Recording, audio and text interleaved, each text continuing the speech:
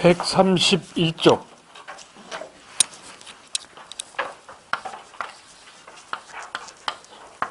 조선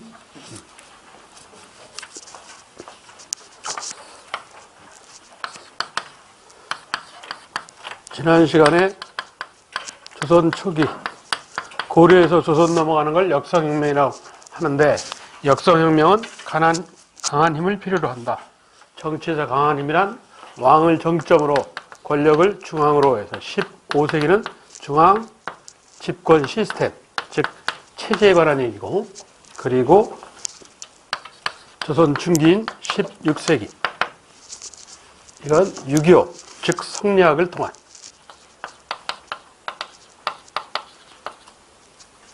주요 테마가 이거예요. 15세기 제도사는 중앙집권에 관한 얘기, 16세기는 성리학에 관한 얘기. 이렇다고. 자, 저걸 배경으로, 저게 이제 중요 개념이요. 조선으로 들어오는 얘기. 131쪽. 거기 사대부 이러는데, 고려 무신집권 기례로 새롭게 진출한 해서 신진, 사대부 이러는데, 신진은 용어는 아니고, 처음 나왔다 해서 그리고 사대부가 용어라고 그랬지. 사대부 이러는데, 중국은 대부 이러면 고급 관리를 뜻하고, 사는 하급 관리야. 그래서 여하튼 중국은 관리다 이런 뜻으로 써 있는데, 우리는 그렇게 안 쓰고 통원대부, 통정대부 이래서 대부 이러면 관리 이렇게 보고, 사는 10명의 사람을 지탱해주는 한 사람 혹은 10명을 다스리는 사람 이런 의미로 쓰여요. 그래서 학자 이렇게 봐. 오늘날로 따지면 대학교 교수가 장관, 차관, 국무총리 하는 케이스. 이렇게. 그래서 이걸 학자적 관리 이래요. 학자인 동시에 관리다 이거지. 학자란, 성리학자라는 얘기지. 그래서 사대부 이래. 이 사대부를 구분하는데, 이들은 대체적으로 고려 때의 출신이 지방 향리층이야. 즉 소위 중류층이라 불리우는, 경제적으로는 먹고 살만한 사람들, 중소지주 이러는데, 그 중소지주에다가 가로 열고 제향지주, 그 지역의 땅을 갖고 있는 사람, 청주에 살면서 청주 땅이 있는 자 얘기야. 그걸 제향지주, 있을 때자를 써고 향촌에 있으면서 이래. 그리고 사상적으로는 송나라식 유학이라는 성리학자들, 이들이 개혁 방법론을 놓고 온건과 혁명으로 갈린다. 온건은 정몽주로 대표는 고려라는 체제는 그대로 놔두고 잘못된 것만 선보자는 점진적 개혁론자. 그리고 이에 반해서 그 소수인 혁명파는 고려는 날샜다, 뒤집어 엎자에서 소위 왕조교체, 역성혁명론을 들고 나와. 또한 이 온건파는 토지는 그대로 놔두고 잘못된 것만 선보고, 혁명파는 토지 개혁을 들고 나와. 정도전이라는 사람은 개구수전이라고 해서 입을 계산하여서 주자, 밭을 이런다고. 그러니까 쉽게 얘기하면 전 국민한테 n분의 1로 나눠주자 이런 식의 내면 완전히 혁명적인 얘기지. 그리고 이 불교에 대해서도 온건파는 불교라는 종교는 문제가 없으니까 그대로 놔두고 불교의 스님만 잘못된 폐단만 비판한다. 이게 온건파고, 급진파 즉 혁명파는 불교는 날샜다 이런다고. 그래서 정도돈이라는 인물이 멸륜, 인륜을 멸하고 국가를 해롭게 하는 종교다. 뭐가? 불교가. 이렇게 보는 거야. 그래서 철저하게 불교 배척을 들고 나와. 그래서 불이라는 성취를 간 사람이 늘어놓는 잡소리하는 불시, 잡변이라는 글을 통해서 불교 비판을 주장하게 된다고. 이렇게 시각적 차이가 있어. 이 중 다 알다시피 혁명파가 극소수인 관계로 신흥 무인층, 즉 외구격퇴, 홍건적격퇴 이러면서 인기를 끌었던 신흥 무인층과 손을 잡아서 고려를 멸망시키고 조선이라는 나라를 세우게 되죠. 자, 그러면서 15세기 조선 초기 왕권 강화책 하는 건데, 첫째, 태조 이성계 때 정도전이라는 인물은 국정 운영, 나라 운영하는 시스템을 어떻게 봤느냐. 왕은 그대로 있고 현명한, 똑똑한 2명 내지 3명 정도의 재상이, 요즘으로 따지면 재상이란 부총리 이상급 재상이 중심이 돼서 국정을 운영해보자. 그래서 제장이 그 분야의 우두머리, 이걸 이제 총재라고 그러는데, 옛날에는 정당의 대표를, 요즘은 왜 더불어민주당 당대표 이러잖아. 그전에는 그 사람들이 강한 권력을 쥐고 있었기 때문에 총재 이랬다고. 그래서 신민당 총재, 뭐 무슨 당 총재 이렇게 불렀어. 지금도 일부는 자민당 총재 이러잖아. 그래서 재상이 우두머리가 된다 해서 재상 총재제를 들고 나와. 그러니까 임금은 그냥 허울이고 실제 정치는 두세 명의 대신들이 협의해서 운영하는 시스템. 이렇게 보는 거예요. 이게 정도전이 추구하는 정치의 모습이요. 재상 총재제라는. 이에 반해서 태종 이방원이는 정도전을 죽이게 되는 강력한 왕권에 의한 정치를 추구한다. 그래서 이후의 병영공이란 각 부처의 장관이 나 임금한테 직접 결제를 맡아라. 그러니까 임금이 직접 행정에 관여하시겠다는 얘기야. 하단에 보시면 첫 번째 각 부처의 장관을 판서라고 그러는데 그 판서가 1400년 정종 때, 이대 임금 정종 때 만들어지는 게 의정부야. 정치 의견을 화합하는 부서다. 이래서 의정부 이러는데 의정부를 거치지 않고 곧바로 국왕한테 행정 내용을 직접 보고를 해요. 그럼 국왕이 의정부를 거치지 않고 직접 명령을 해. 그럼 의정부는 영의정, 좌의정, 우의정에서 소위 재상, 이들 영의정, 좌의정, 우의정 얘네들 이 정승, 재상이라고 그러는데 이 삼정승을 거치지 않고 곧바로 보고 이 명령이 내려가. 그러니까 의정부는 내용을 모를 수도 있다는 얘기야. 이걸 육조 직계제라고 그래. 육조가 직접 보고해서 결정케 한다. 그러니까 강력한 왕권 강화의 내용이지. 이런데 세종대왕은 합리적으로 갑시다. 왕이 권력의 60%인 인사권과 군사권을 갖고 오늘날 문재인 대통령이 권력의 핵심이죠. 인사권과 군사권이야. 지금도 인사권과 군사권을 갖고 나머지 행정은 대신들이 업무 영역에 따라서 나눠가는 거로. 그래서 거기 의정부가 서사는 행정이죠. 오늘날도 써. 법원 같은 데 앞에 가면 사법서사, 행정서사 뭐 이런 게 있다고. 권력의 60%는 임금이 혼자 갖고 인사권, 군사권. 권력의 40%는 업무 영역에 따라서 나눠 갖자. 이게 유교에서 얘기하는 합리적 정치다. 세종이 꿈꾸는 게 합리적 정치 운영이야. 그러면서 그의 아들 문종 그리고 어린 나이 단종 때 급격하게 왕권이 약화가 돼. 이러자 수양대군 즉 세조가 다시 권력을 잡고 왕이 되면서 육조직계제로 돌아가요. 그래서 육조직계제를 실시한 인물은 태종과 세조예요. 태종과 세조. 자, 거기서 아셔야 할 것은 세 가지야. 첫째, 가장 중요한 게 육조직계제야. 하단 첫 번째는 누구? 태종과 세조. 태종과 세조. 두 번째, 하단 가운데 있는 각 부처의 장관이 업무 영역을 영의정, 좌의정, 우의정이 있는 의정부에 보고하면 의정부가 왕한테 보고할 건 보고하고 이걸 품의라고 그러는데 요즘 말로 건의할 건 건의하고 불필요하다고 판단된 건 안 올려보내고 그럼 왕은 내용을 모를 수도 있어. 이게 의정부 서사제라는 거예요. 첫째, 육조직계제. 두 번째, 의정부 서사제. 그리고 세 번째 할 것은 정도전의 재상총재제. 이렇게 세 가지. 실질적으로 실시되는 건 의정부 서사제지. 16세기 이래로. 그게 조선 이 초기 정치와 관련된 얘기고, 그리고 한 장을 넘기면 서울시내 5대 궁궐 하는 게 있는데, 가장 대표적인 궁궐이 경복궁이라는 거죠. 이 경복궁은 조선왕조의 정궁이요. 정식 궁궐인데, 자, 그 경복궁은 좀 아셔야 할 사항이 있어. 내가 5대 궁궐 중에 시험을 내면 틀림없이 경운궁, 덕수궁을 낼 거다라고 강조를 했어. 근데 이번에 시험이 나왔어. 다음에는 경복궁이야. 경복궁은 좀 기억해. 대표적인 정궁이야. 그런데 얘네가 원칙이 있어. 이걸 일본식 표현으로 법궁이라고 그러는데 원래 정식 표현은 정궁이란 말이 맞아. 예. 이 경복궁은 원칙이 뭐냐? 왕궁을 중심으로. 그러니까 보는 사람 중심이 아니야. 왕 중심이야. 군주제는 무조건 왕이 중심이야. 예. 왕궁을 중심으로 해서 그러니까 보는 사람하고는 반대라는 얘기야. 왕궁을 중심으로 해서 좌측에는 조상님들의 영혼을 모신 종묘가 있고 해서 이걸 좌묘 이라는 거야. 왕궁 중심이야.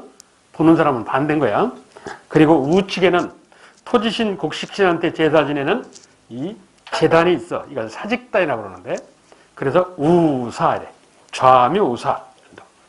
그리고 경복궁, 왕궁 앞에는 요즘 말로 하면 정부 청사가 있어. 이후에 변공하는. 그래서 전조. 앞에는 육조가 있고, 정부 청사.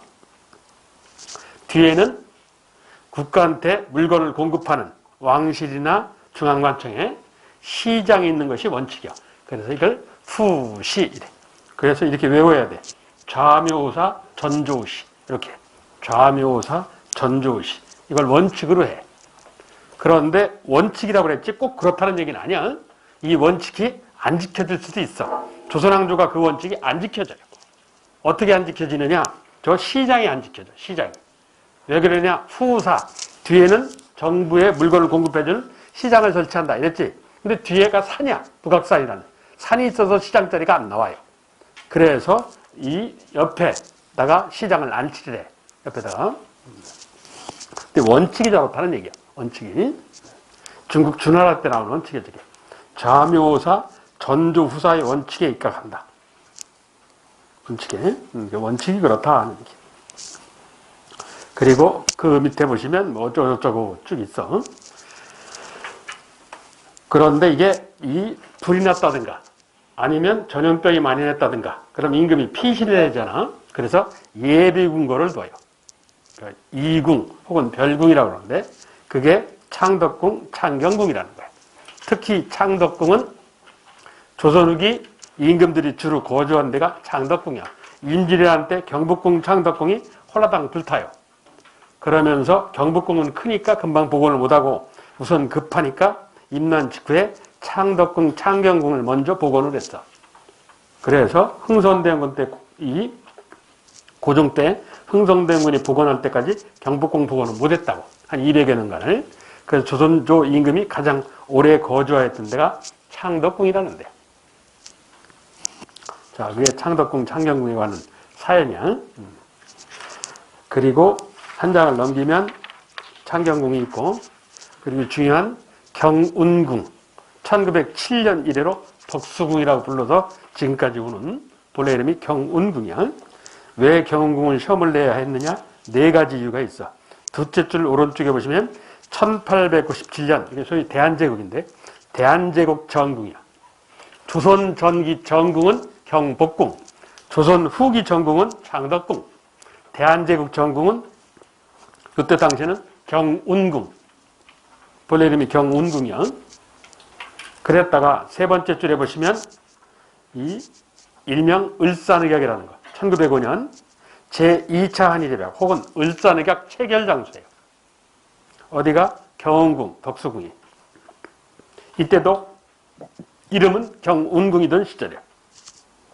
그리고 세 번째, 마지막 줄, 넷째 줄, 해방 이후에 미군이 이제 3년간 통치를 하는데 그걸 미군정이라고 그래.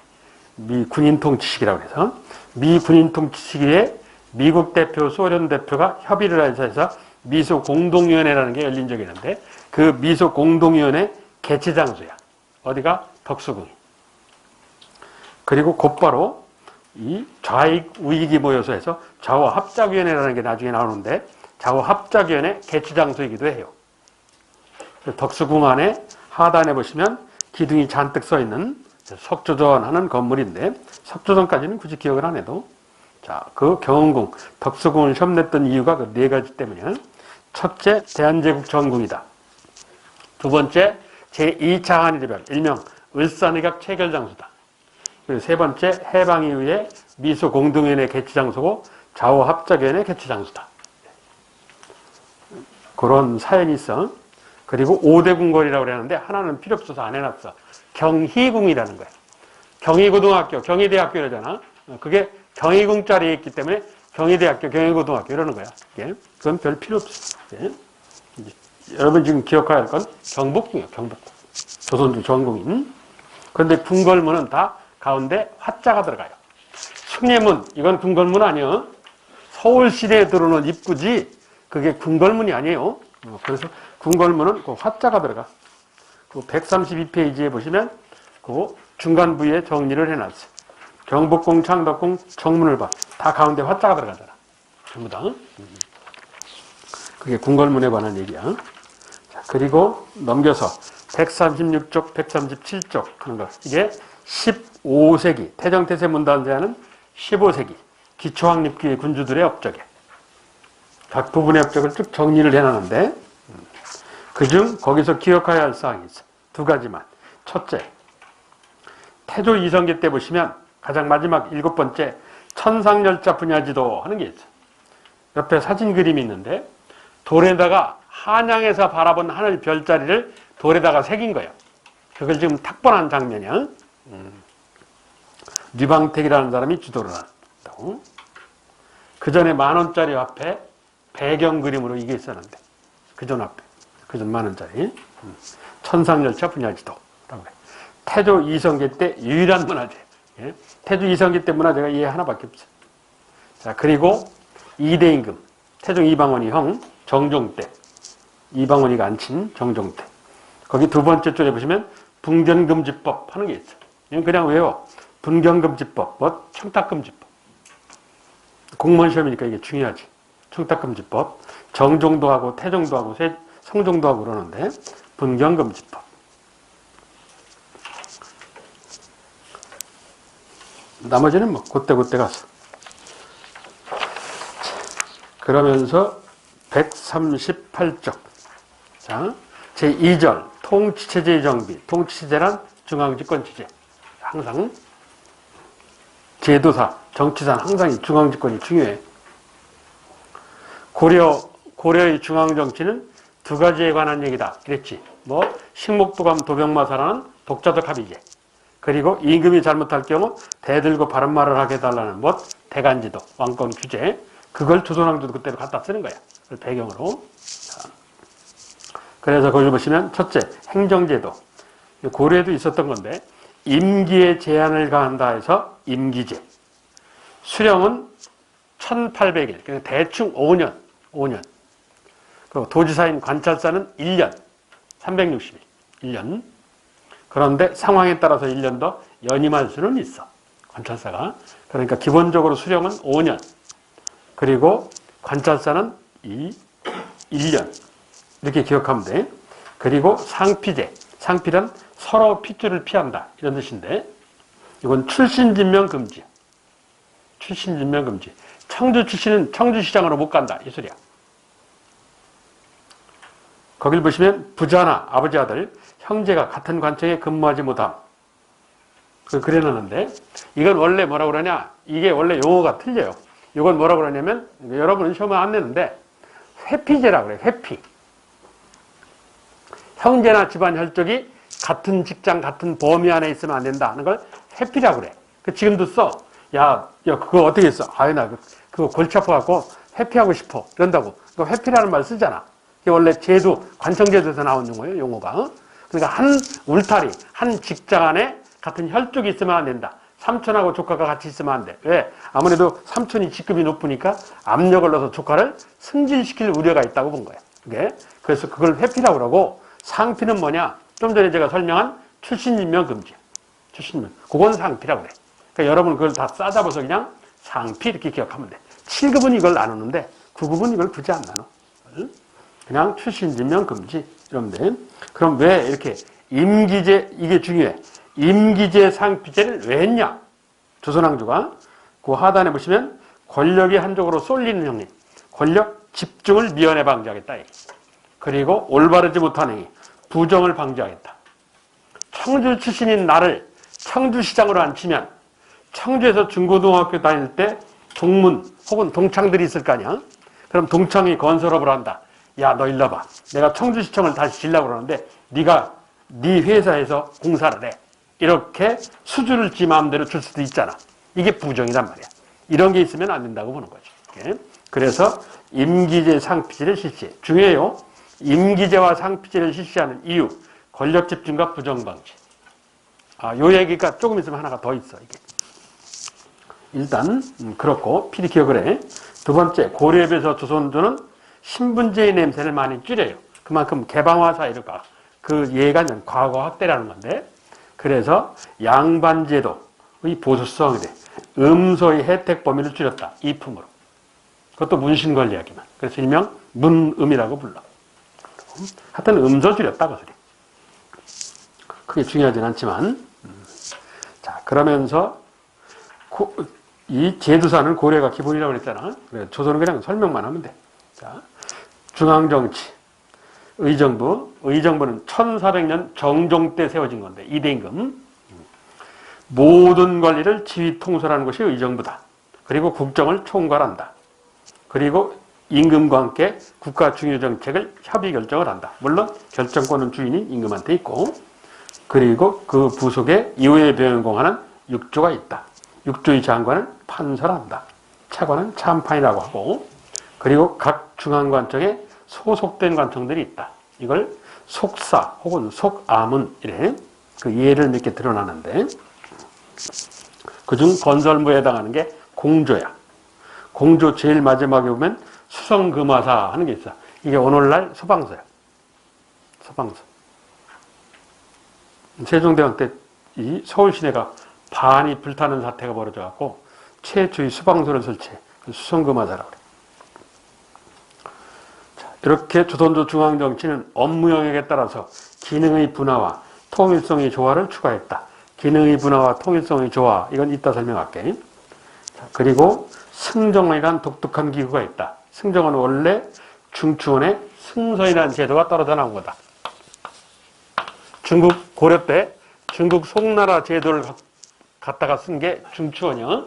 중추원과 삼사라는 제도가 중국 송나라에서 갖다 쓴 건데, 이 중추원은 1, 2품의 고급 관리가 있는 고려 때 제가 추밀이라는 게 있습니다. 이랬어. 이건 도병마사 식목도감에 참여하는 사람들. 그리고 3품 관리들이 있는 이게 승선이라는 데가 있다. 요 승선이 조선조에 떨어져 나온 거야. 떨어져 나와가지고 뭐가 됐다고? 청와대 비서실 승정원이 된 거야. 승정원이. 6명으로 구성된 이들을 승지라고 그러는데, 지금으로 따지면 청와대 비서실 비서관들이야. 지금으로 따지면. 그러니까 출전이 어디라고? 중추원의 승선에서 나왔다요. 청와대 비서실이니까 왕의 앞잡이지. 왕권 강화 기구라 할 수 있어. 자, 그게 승정원에 관한 얘기야. 승정원은 6명의 정삼품직의 승지로 구성된다. 이 중 외워야 할 게 하나가 있어. 비서실장에 해당하는 사람들을 모두 도자로 써서 도승지라고 하는데, 지금으로 청와대 비서실장이야. 물론 이 사람도 삼품이야. 정삼품이야. 그런데 이 사람은 이후의 변공 6조 중에 자기가 담당하는 중앙관청이 딱 고정이 돼 있어. 어디 담당하느냐? 2조를 담당하게 돼 있어. 무슨 소리냐? 전임 왕인 우리 아버지는 좌부승지한테 너 형조 법무부를 담당하라 이랬어. 근데 나는 내가 임금이 돼서 좌부승지한테 형조를 담당하지 말고 너는 공조를 담당하라 이렇게 바꿀 수도 있다. 그런데 요건 못 바꿔. 도승지는 무조건 고정이야. 무조건 2조 담당해. 딱 고정이 돼버렸어. 그리고 얘는 임금님 도장 옥세 담당해. 옥세도 담당해. 그래서 이래서 성산문이 유명해지는 거야. 단종임금 때 도승지를 하고 있던 인물이 성산문이에요. 그래서 수양대군 세력이 이 옥조 임금님 도장을 뺏으려고 그러니까 이걸 갖고 도망을 가버린다. 이걸 그래다 우물에다 빠뜨리고. 그래서 그런 생쇼를 해. 그래서 유명해졌어요, 성산문이가. 자, 그 승정원에서 아시아상이 두 가지야. 첫째, 고려 중추원 승선이 분리된 거라는 점. 두 번째, 도승지. 2조 담당, 옥세 담당. 네. 자, 그리고 그 밑에 의금부. 의금부에서 아셔야 할 것은 하나야. 고려 순마소 제도를 갖다 쓴 거라는 점. 원나라 정부 조직인 원나라의 고려 순마소 제도를 갖다 쓴 거다. 그게 의금부예요. 의금부는 왕명 재판기관이에요. 왕의 명령만을 받아. TV 드라마 같은 데 사약 들고 왔다 갔다 하는 애들이 의금부 금부도사라는 애들이야.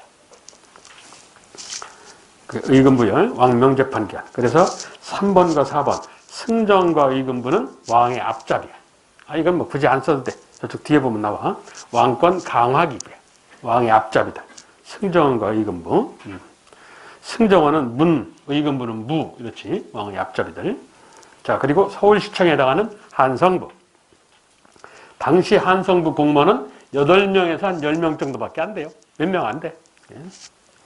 자, 한성부의 장, 서울시장을 한성판윤이라고 해요. 한성판윤 이러는데 수도의 행정 및 치안을 담당한다. 그 치안을 담당한다. 그래서 그 치안 담당을 밑으로 빼봐. 치안을 담당하고자 2군데 하급관청을 뒀어. 그 하급관청이 어디냐? 그 뭐야? 치안 담당.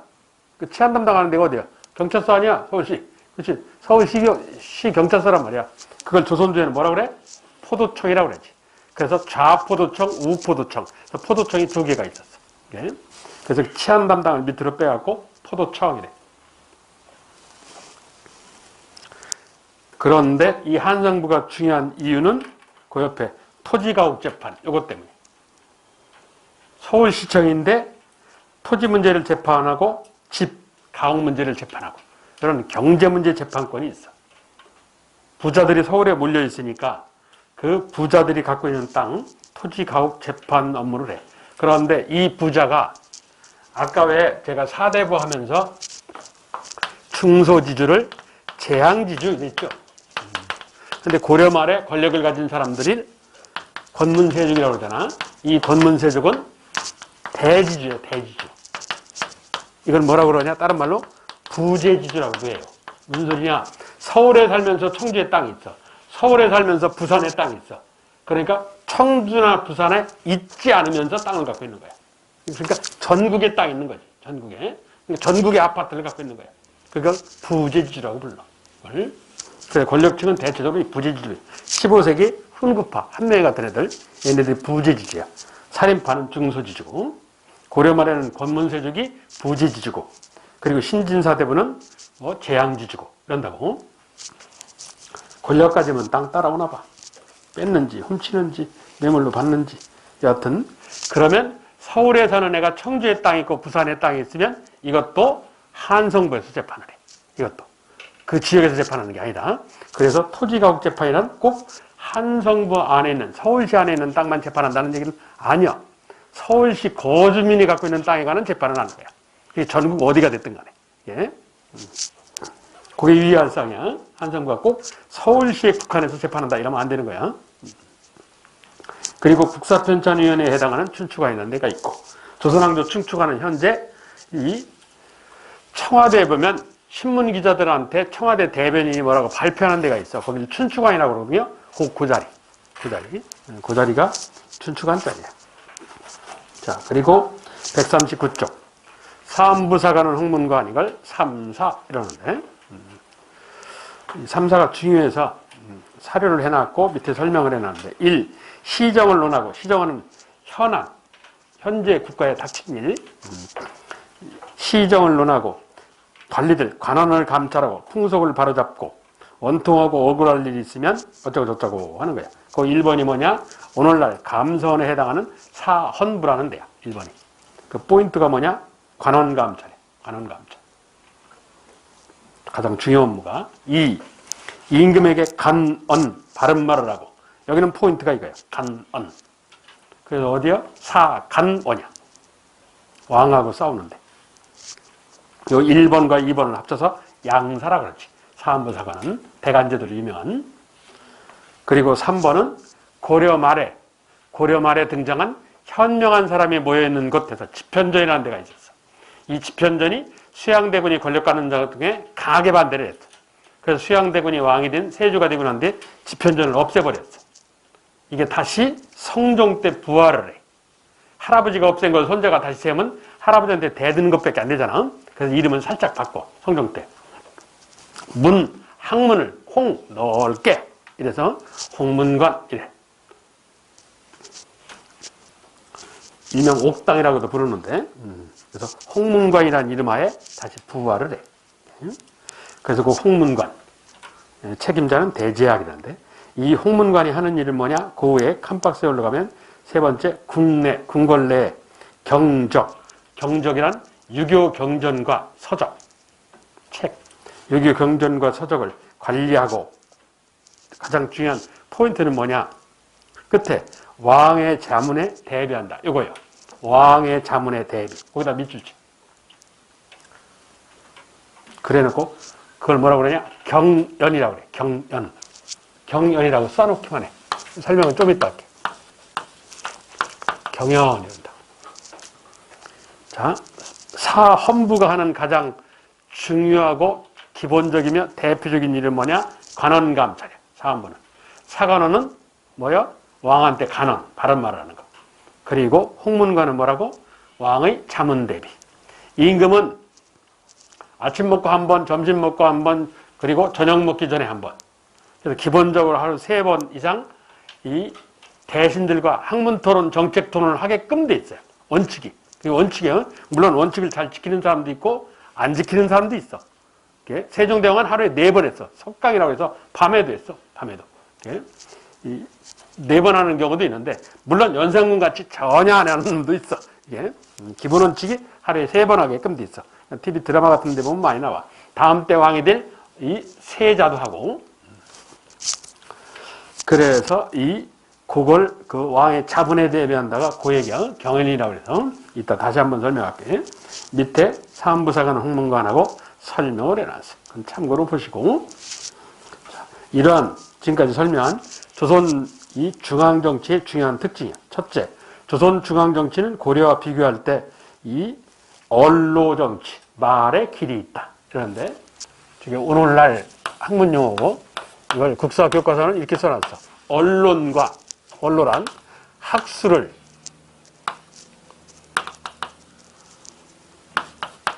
중시한다. 이렇게. 언론과 학술을 중시한다.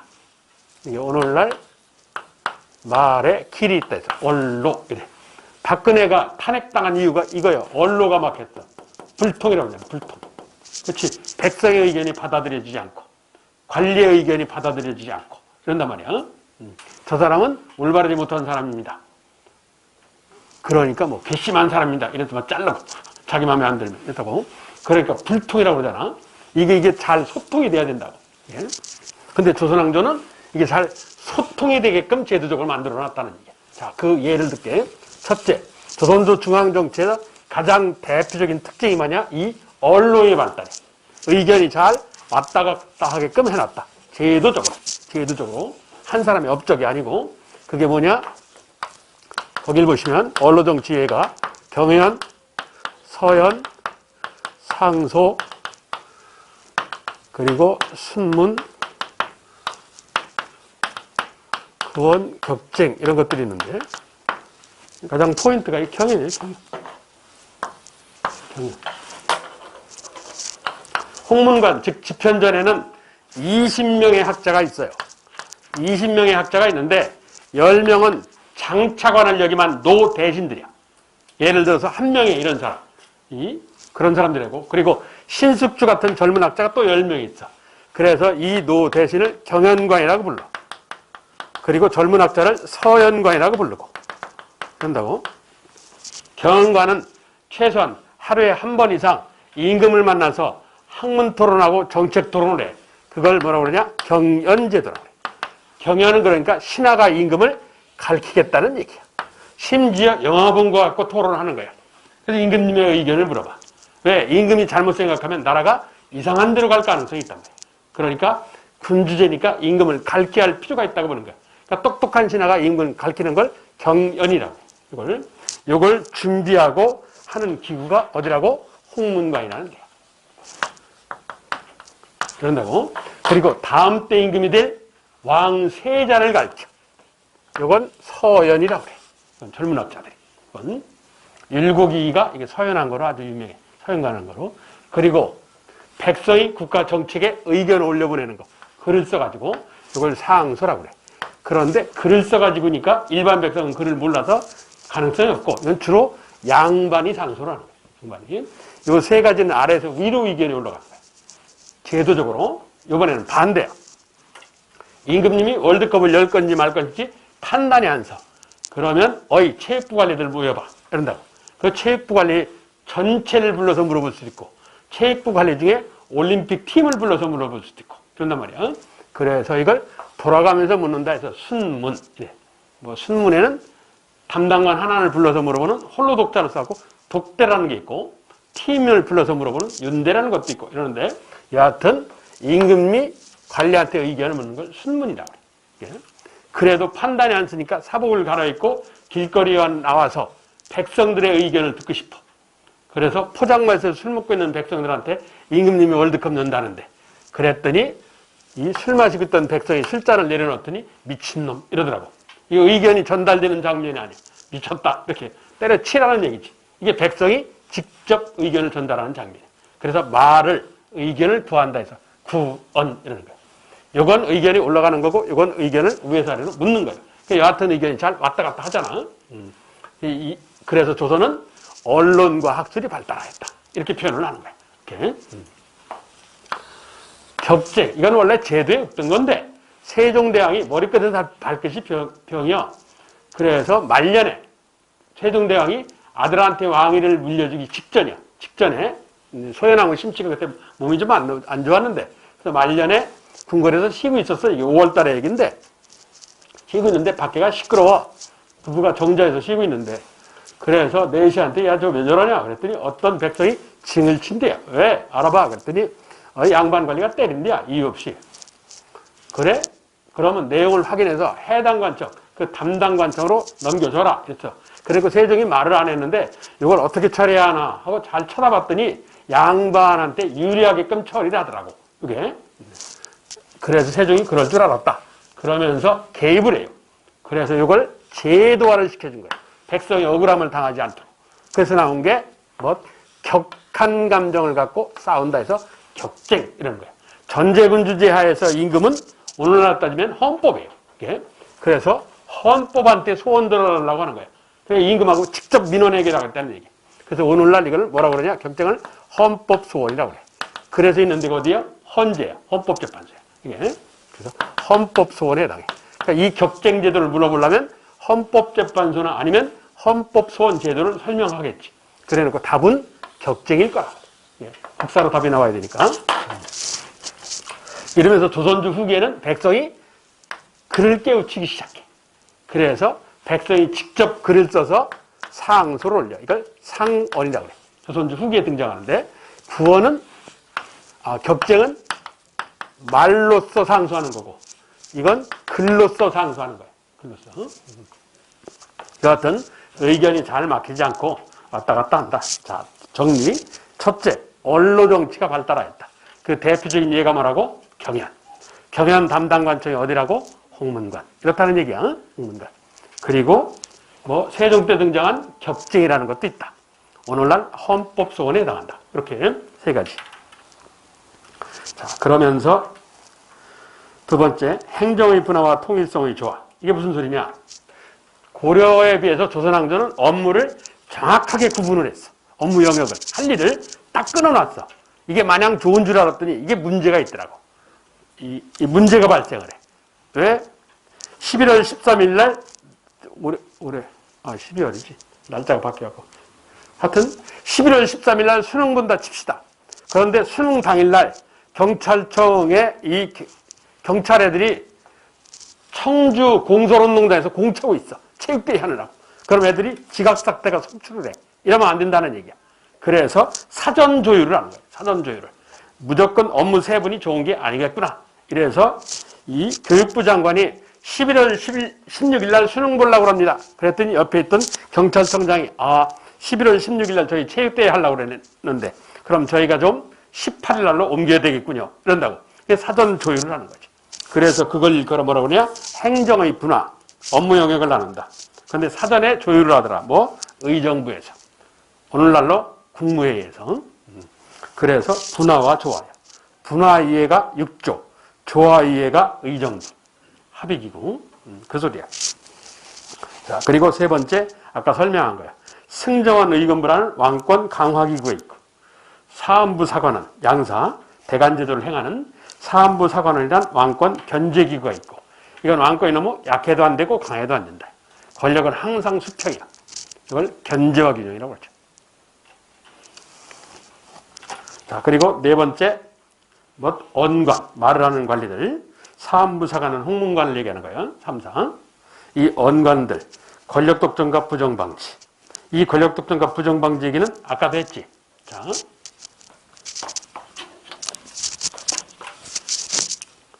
조선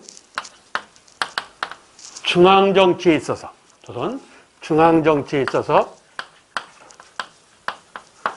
사안부사관 홍문관하는 3사제도를 운영을 해. 그리고 지방행정에 있어서 임기에 제한을 가한다. 임기제, 출신지명 금지, 상피제를 운영해. 이걸 왜 했냐? 왜 했다고? 권력이 한쪽으로 쏠리는 행위, 권력 독점을 사전에 막겠다. 미연에 방지하겠다. 그리고 올바르지 못한 행위, 부정이 발생하는 걸 미연에 방지하겠다. 얘기야. 이게 중요 포인트야. 이게 중요한 게 아니고, 중앙정치에 있어서 3사를 운영하는 이유, 권력 독점과 부정 방지를 위해서. 그리고 지방행정에 있어서 임기제, 상피제를 운영하는 이유, 권력 독점과 부정 방지를 위해서. 그렇다는 얘기야. 이게 중요한 거예요. 그렇게 기억을 하셔야 돼. 그게 중요해. 그리고 아까 잠깐 언급한 건데 5번째, 사법권과 행정권의 불분명. 고려에 비해서 조선왕조가 제도가 잘 발달을 했어요. 그러나 오늘날 시각에 보면 좀 아쉬운 게 있다. 이 소리야. 뭔 소리냐? 일단 거기 조선왕조의 재판권을 갖고 있는 데가 7군데가 있어. 조선왕조에. 첫째, 이 법무부에 해당하는 형조. 일반 백성 재판하는 데인데 주로. 그리고 관리 부정부패와 관련된 오늘날 감사원에 해당하는 사헌부. 그리고 왕의 명령만을 받아서 반역 같은 걸 재판하는 의금부. 이래. 일반 백성이 잘못하면 형조, 법무부가 잡아가. 이 양반이 잘못하면 의금부가 잡아가. 그런데 일반 백성이 잘못할 때도 일반 백성도 의금부가 잡아가는 경우가 있어. 뭐 반역과 관계가 있을 때. 옛날에 대장금이라는 드라마 때 그 대장금이는 중이냐? 그런데 의금부가 잡아갔어. 그 제주도로 이배를 보냈다고. 왜? 조광조와 관련된 반역에 가담했다고 해서. 그런다고. 그래서 일반민은 원래 의금부가 안 잡아가요. 예? 양반만 잡아가. 반역은 신분을 가리지 않고 잡아가요. 예? 자기 의금부의 사회냐. 그리고 서울시 재판, 토지가옥문제 재판권을 갖고 있는 한성부. 그리고 세조 때 설치한 노비문제 재판권을 쥐고 있는 장례원. 장례원 밑에다가 세조 이래. 세조 때 나왔어. 자, 요 5개는 중앙, 수도 서울에 있는 재판권을 갖고 있는 곳이고, 다음 지방으로 내려가면 도지사인 관찰사, 그리고 흔히 사또라 불리는 수령. 이들은 지방에 있어서 재판권을 갖고 있는 자다. 그래서 도합 7이 재판권을 갖고 있는 사람들인데, 그런데 자, 그게 사법권의 얘기고, 행정권과 관련해서 그 중에 가장 중요한 게 한성부예요. 한성부. 한성부는 서울시 행정 업무를 담당한다. 행정권. 그렇지? 그런데 경제, 즉 토지 가옥 문제 재판권도 있잖아. 토지 가옥 문제 재판권도 있어. 그런데 그 토지 가옥이라는 게 어디를 대상으로 한다고? 전국. 서울시 거주민이 갖고 있는 전국 토지나 가옥. 장례원. 장례원도 똑같아. 장례원도 뭐 서울시에 거주하는 사람이 데리고 있는 노비야, 노비. 왜? 내가 서울에 거주해. 아까 부재지주, 청주에 땅이 있고 부산에 땅이 있다고 그랬잖아. 그거 내가 갖고 있는 청주의 땅을 놀릴 수가 없잖아. 그래서 그 땅을 일구는 거야.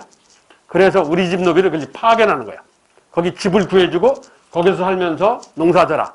그래서 수확물의 일부는 나한테 보내라. 이런 노비를 뭐라고 그래? 거주지가 주인집 밖에 있는 노비다 해서 뭐라고 그래? 외거노비 이러잖아. 그 외거노비가 청주에서 말썽이 났어. 그러면 얘를 누가 재판한다고? 서울의 장례원이 재판하는 거야. 청주시청이 재판하는 게 아니고. 그렇다고. 그래서 이 한성부, 거기서 사법권, 행정권의 불분명의 가장 대표적인 얘기가 이 한성부예요. 한성부. 자, 그리고 밑에 임금이 잘못할 경우 대들고 바른 말을 해서 대간제에 관한 사료를 넣어놨고, 가장 중요한 포인트니까 그래. 그리고 대가제라는 게 있다. 조선왕조에. 대가제라는 게 뭐냐? 제일 끝에 내가 밑줄을 쳐놨는데, 거기를 보시면 양반주의 유지. 양반의 우월한 지위를 유지시키기 위해서 만들려고 했던 제도가 대가제다. 그럼 그 대가제와 관련된 설명을 할게. 자, 한 장을 넘겨보면 조선왕조 관직표가 있어요. 요거만 설명하고 쉽게. 140페이지. 일단 고려 때 기본안이 처음 나오는데 관리가 1에서부터 9품까지가 있어요. 1에서부터 9, 9개 등급이 있어. 고려 때 얘기야, 고려 때. 그런데 그 1품에서부터 9품이 몽땅 이 정종으로 나눠져 있어. 그럼 몇 개가 되는 거야? 2, 9, 18, 18개가 되는 거지. 자, 이게 고려예요. 그래서 고려가 18품 전식과 이런다고 그랬잖아. 대정전식과 경정전식과가. 그걸 기본으로 해서 조선왕조를 이걸 더 세분을 해요. 더 나누어. 그래서 조선왕조는 18품 30개야. 등급이 30개 등급이 있어요. 18개가 아니라 30개 등급이 있어. 어떻게 30개가 나오느냐? 자, 일단 거기 정일품 하는 거 봐봐. 정일품은 대광, 보국, 숙록, 대부 이렇게 돼 있지. 그런데 그 밑에 대광자가 빠진 애가 있어. 그냥 보국, 숙록, 대부 이렇게 되는 게 있어. 자, 이걸 어떻게 보느냐? 대광, 보국, 숙록, 대부는 정일품 상이야. 대광자가 빠진 애는 보국, 숙록, 대부는 정일품 하고 그런 거예요. 그럼 이런 상황이 어디까지 가느냐? 거기를 보시면 종 6품까지 가요. 6품까지. 자, 그럼 봐봐. 1품에서 6품이요. 그런데 1품에서 6품까지가 정종으로 나눠져 있지. 그럼 몇 개인 거야? 12개지. 그런데 이게 다시 상하로 또 나눠져 있지. 그럼 몇 개야? 24개지. 자, 일단 24개가 있어. 그 다음에 7, 8, 9품이요. 그럼 7, 8, 9품은 정종으로 나눠져 있지. 그러면 몇 개가 되는 거야? 6개가 되잖아. 그렇지? 7, 8, 9에서 정종 나눠야 되니까. 그래서 도합 30개 계단이 되는 거야. 자, 이게 조선왕조야. 그럼 그거에 관한 설명은 다 했고. 자, 그러면서 이제 외워야 할 사항. 끝에 가보시면 당상구분 하는 게 있어요. 당상구분. 당상관, 당하관이라는데, 당상관은 쉽게 얘기하면 임금님 가까이 앉는 사람들. 당하관은 임금님 멀리 앉는 사람들. 이런 뜻이야. 오늘날도 이게 정해져 있어. 눈에는 안 보여도. 예를 들어서 문재인 대통령이 국무회의라고 국무총리, 부총리, 장관들이 모여서 회의를 해. 그러면 원탁에서 우루과이 나온 것처럼 원탁 회의를 한단 말이야. 그럼 임금님 문재인 대통령이 여기 앉아. 그러면 아무데나 먼저 들었다가 아무데나 막았냐? 그게 아니야. 임의로 이렇게 결정이 돼 있어요. 그러니까 이쪽은 국무총리가 앉고 이쪽은 부총리 중에서 우두머리가 경제부총리야. 그 다음 사회부총리, 교육부 장관, 그리고 외교부 장관, 국방부 장관. 이게 순서가 정해져 있어. 눈에 안 보여도. 그런다고.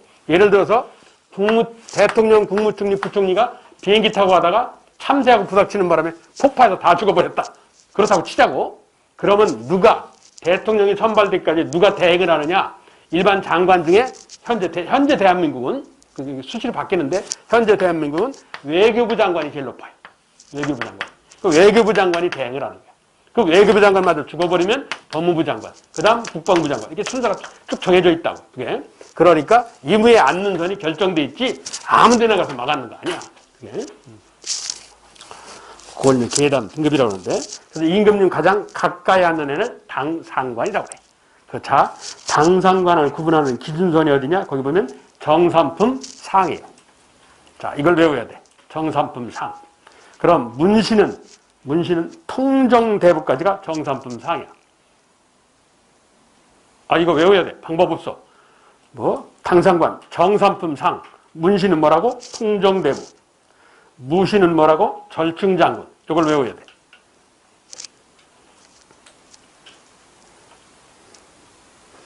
정절, 그렇게 외워. 통정대부 아니야, 정. 그렇지? 절충장군, 절. 그래서 합치면 정절 아니야. 그 수밖에 없지 뭐. 외워. 외우라면 외워. 그거 외울 필요가 있어. 외워. 저 충분히 장난칠 수 있어. 예? 당상관, 당하관이 크게 나뉘는 부분이거든, 그게. 당하관은 다시 참상, 참하로 나눠요. 참상, 참하는 기억 안 해도 돼. 당상만 기억하면 돼, 당상만. 참상관은, 당하관 중에 참상관은 이 회의에 참석할 수 있어. 그러니까 임금 얼굴 볼 수 있어. 그런데 참하관은 회의 참석을 못 해요. 그런 차이점이 있는데, 그건 뭐 여러분한테 별 필요 없고, 일단 당상관은 정삼품 상. 이건 기억을 해야 돼. 다음. 거기 두 번째 보시면 서경. 서경의 비대상, 밑에는 서경의 대상. 서경은 인사청문회라고 했지. 고려, 대간제도에 할 때. 그러니까 인사청문회 하는 거야. 오늘날하고는 좀 다르죠. 오늘날은 인사청문회가 어디까지 해? 국무총리, 부총리, 장관, 차관급까지 해. 그치? 고위 관리들 한단 말이야. 그런데 조선왕조는 반대야. 고위 관리는 안 해. 하급 관리 쪽으로 하지. 그잖아? 그래서 거기 보시면 서경 비대상 4품까지. 그리고 5품에서부터는 서경대상. 이렇게 돼 있지. 왜 그러냐? 이게 그럴 수밖에 없는 이유가 있어. 이유가 뭐냐? 조선왕조의 중앙관청 공무원이 많아야 100에서 150명이에요. 그러니까 서울시청 공무원이 한 10명 정도밖에 안 된다니까? 100에서 150명이면 한두 달이면 누가 누군지를 알아요. 대충 알잖아, 이게.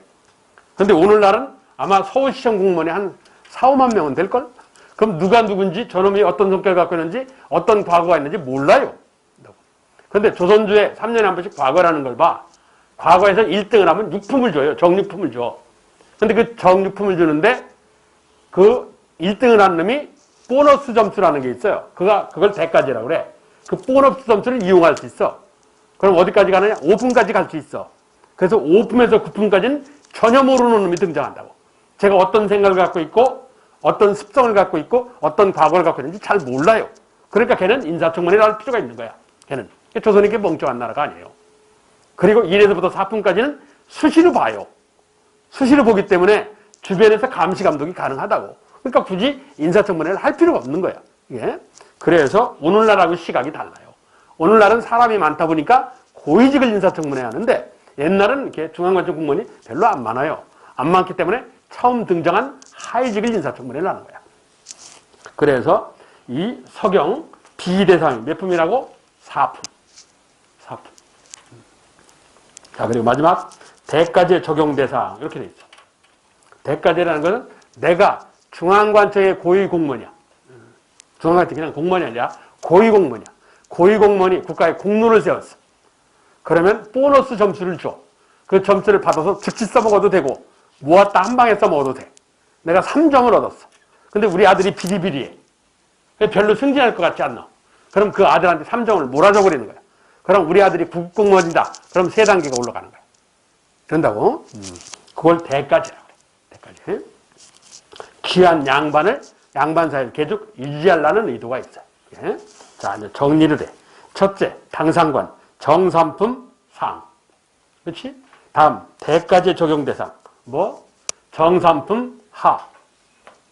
이렇게 외우면 돼. 정삼품 하. 대가제 대상, 정삼품 하. 순서대로 외우는 게 낫잖아. 다음, 서경 비대상. 몇 품? 4품. 4품. 그러니까 정삼품 상, 정삼품 하, 4품. 그렇다고. 그거 외워. 해결책이 없어. 특히 이 당상관, 정절 이거. 통정대부, 통운대부 이런데 앞에 통자로 하면 안 돼. 그럼 헷갈릴 수 있어. 그러니까 통정대부의 정, 절충장군의 정, 정절 이렇게 외우면 돼. 자, 그게 조선조 중앙관청의 기본형, 성종 때 확립되어지는 조선 성종, 일성자, 중앙집권을 이뤘다. 그런 거야. 성종 때 확립된.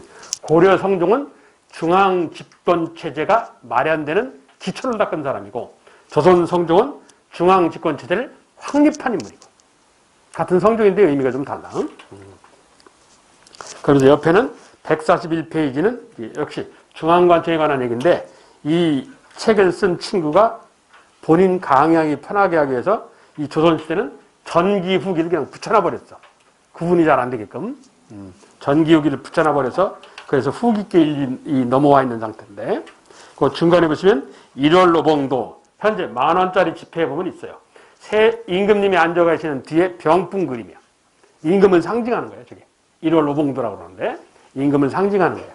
1월 노봉도 그러면 임금을 상징하는구나.